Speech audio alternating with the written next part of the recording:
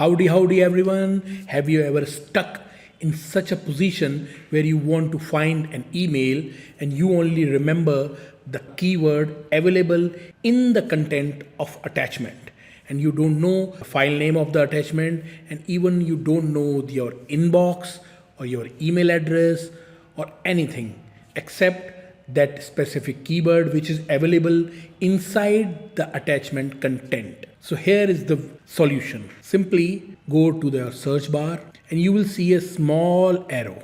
Click here. There is an option attachment contain. All you have to do is to enter the keyword within quotation marks. Say e-ticket. Close the quotation marks and change the current mailbox to all mailbox. Now, the result shows only one email which is received from Easy My Trip that contain a PDF file as an attachment.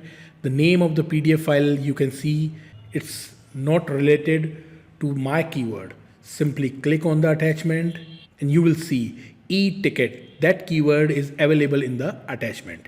That way you can find the email having that keyword within attachment content. It's a very interesting video. Please save this video in your playlist, like the video and subscribe. Thanks for watching.